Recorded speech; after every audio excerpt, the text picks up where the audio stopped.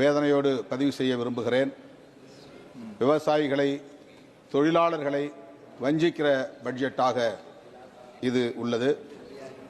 அது மட்டுமில்லாமல் தமிழ்நாடு உள்ளிட்ட இந்தி அல்லாத பிறமொழி பேசும் மாநிலங்களை குறிவைத்து பிஜேபி ஆட்சி இல்லாத அல்லது ஆள முடியாத மாநிலங்களை குறிவைத்து புறக்கணிக்கிற, வஞ்சிக்கிற ஒரு பட்ஜெட்டாக இருக்கிறது. தமிழ்நாட்டுக்கு இந்த பட்ஜெட்டில் எந்த ஒரு புதிய திட்டத்தையும் அறிவிக்கவில்லை, நிதி ஒதுக்கீடு செய்யவில்லை. ஏற்கனவே சமக்ரா சிக்ஷாவுக்கு ஒதுக்க வேண்டிய நிதி மறுக்கப்பட்டிருக்கிறது, 3542 கோடி. ஜல்ஜீவன் மிஷனுக்காக தமிழ்நாடு அரசு கோரிய 3100 கோடி மறுதளிக்கப்பட்டிருக்கிறது. தற்போது புதிய திட்டங்கள் எதுவும் அறிவிக்கப்படாமல் வஞ்சிக்கப்பட்டுள்ளது. மாநிலங்களுக்கு வரி வருவாயில் நிதியை பகிர்வு செய்வதற்கு 16வது நிதிக்குழுவுக்கு மாநிலங்களின் சார்பில் விடுத்த கோரிக்கை 50% உயர்த்த வேண்டும் என்பதாகும். ஆனால் மீண்டும் அதே 41% மட்டுமே ஒதுக்கீடு செய்வது என்ற முடிவை 16வது நிதிக்குழு பரிந்துரைத்துள்ளது. அதை பின்பற்றியிருக்கிறது அரசு. அதன்படி பார்த்தால் தமிழ்நாட்டுக்கு 4% மட்டுமே.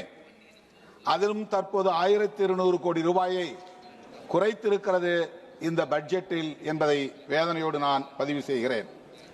கோவை பெருநகரத்திலும் மதுரை பெருநகரத்திலும் மெட்ரோ ரயில் திட்டம் தேவை என்கிற கோரிக்கை ஏற்கப்பட்டு இப்போது அது நிராகரிக்கப்பட்டிருப்பது வேதனை அளிக்கிறது.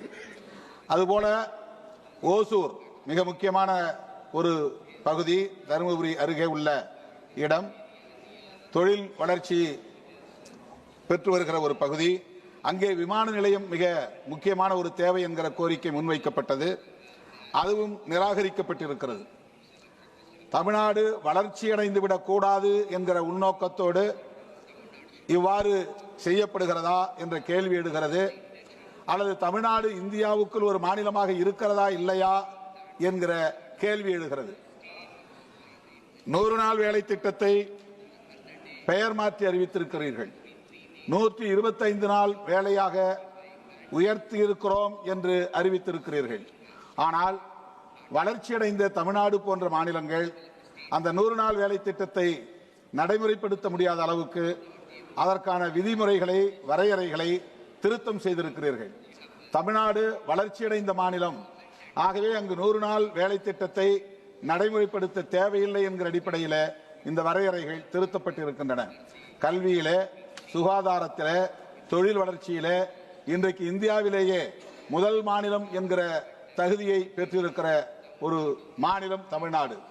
அந்த மாநிலத்தை மேலும் ஊக்கப்படுத்த வேண்டிய அரசு, அந்த மாநிலத்திற்கு மேலும் நிதியை ஒதுக்கீடு செய்து புதிய திட்டங்களை வழங்க வேண்டிய அரசு அதற்கு மாறாக தமிழ்நாட்டை வஞ்சிக்கும் உள்நோக்கத்தோடு செயல்படுவது கவலை அளிக்கிறது.